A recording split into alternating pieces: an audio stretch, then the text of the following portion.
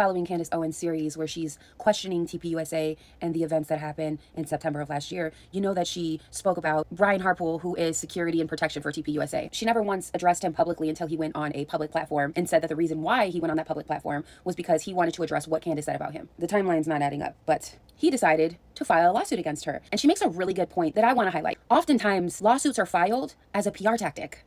Take a look. What is this? What is this? What are we to make of all of this? What are we to make of this filing? What do you think is the purpose of this filing? I'll give you my thoughts, my questions rather. I can't know what is going on behind the scenes. I think the timing of this is strange. Like I said, the strategy here to never actually ask me to retract, to never present any evidence to the contrary. Hey, Candace, here's my receipt. I was getting a Starbucks at 9 a.m. I was therefore not at Fort Huachuca, or getting a Starbucks at 7:30 when the meeting was happening.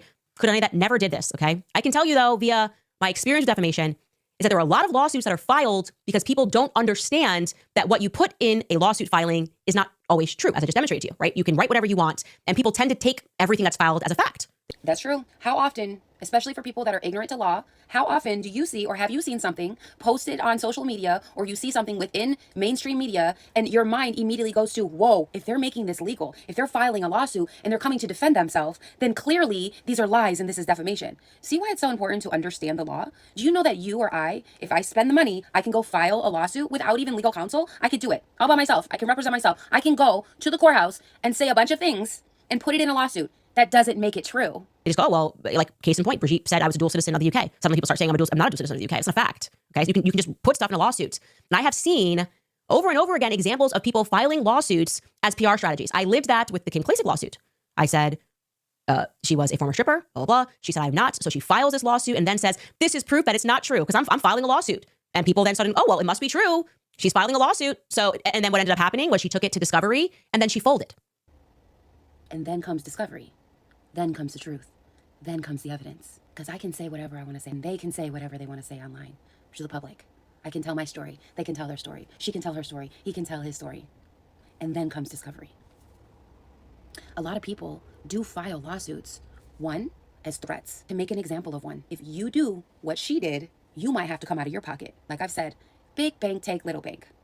It's a money game. It's throwing around money to punish you for speaking and to threaten you into silence, and a PR tactic very often. Pay attention. Right? She folded and wanted to sign an agreement and say, let's walk away and not talk about it. When we started presenting the evidence of the strippers that worked with her and knew her, it was like, okay, actually, this was just meant to be a PR thing, actually. And so I could keep claiming that this wasn't true. I've seen that happen before, okay? Is this that? Is this someone going, I just want to be able to get people to think that by filing this lawsuit means I'm telling the truth. I'm saying in this lawsuit that I wasn't at Fort Huachuca. Why else would I file a lawsuit? That's mean now everybody can just let the Fort Huachuca story go because I said it. Like I said that Candace said things that she didn't say. Like I asserted that Candace was a part of the early conspiracies when actually the exact opposite thing is true. I'm just going to put stuff in here and then I'm going to hand it to journalists, which is what they do. And journalists are going to publish this and say, proof that he wasn't at Fort Huachuca because why else would he file a lawsuit? But maybe there's an expectation that it's never going to make it through the court system, that you're never actually going to have to present any proof of anything because the judge is going to look at this and go, no, she asked you multiple times. I'm going to throw this away. Is that the expectation? Again, I'm asking questions here. This feels weird to me. The strategy here feels weird to me. Is this a PR move? And if it is, how do we respond to it? Also in this lawsuit, Brian Harpool is not claiming to be a public figure. I find that quite interesting. Let's take a look. He comes out and kind of makes this obscure argument that he is a private citizen. Okay, that's point 29. He's trying to assert that he's a private citizen. Now, let's take a look at this. Despite 2 podcast appearances, Harpool remains a private individual and not a limited purpose public figure. He has social media accounts that he does not use for posting content. He has no public platforms to effectively rebut or counteract statements. And his involvement in the controversy is limited to 2 defensive appearances. He did not seek publicity or attempt to influence public debate. Huh? I'm sorry. First and foremost, why is he doing that? That's very important. Let's get to why he is trying to assert that. I know I went on Sean Ryan, but I'm a private citizen. That's because he doesn't want to have to meet the actual malice standard, right? You're a public figure. You have to meet the actual malice standard. Meaning you have to prove that I knowingly published something that was false and that I did it and acted in total disregard to the truth. I knew what the truth was and I said, I don't care, I'm going to publish this. It's a hard standard to meet. But if the person suing is a public figure, the bar is much higher. And in this case, Lovie is a self-proclaimed public figure. In February of 2025, after filing the complaints against EJ Newton and I, he did a YouTube live addressing the accusations and declared himself a public figure. I'm also a public figure.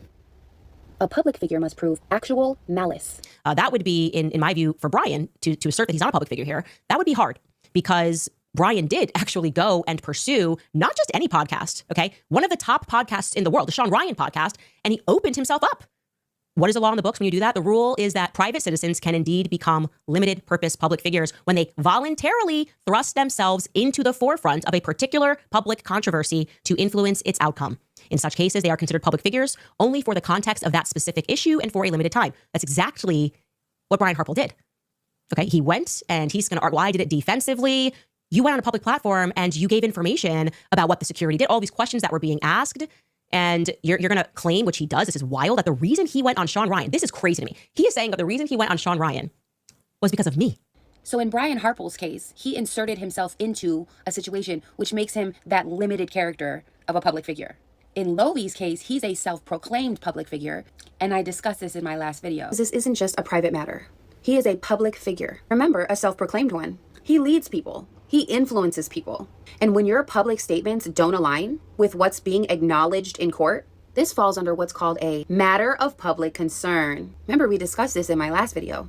And the law is very clear about that. When someone places themselves in a position of influence, especially over a community, when you position yourself as a self-proclaimed public figure, your conduct becomes something the public has a right to discuss, question, and scrutinize. And that's protected under the First Amendment. Cases like Gertz versus Robert Welch. The public is not overstepping by asking questions. That is exactly what the law allows. So to the likes of Lovie, who has taken it upon himself to sue me for just this, your actions are open to scrutiny. And that's not my opinion. That's established law. The public has a right to question it. Now, whether you choose to respond to that scrutiny, that's on you. But the scrutiny itself, that's not going anywhere. At this point, another addressing the accusations video might be necessary. But this time, not to reframe it, Lovie, but to actually set the record straight. For real this time, yeah? Probably not.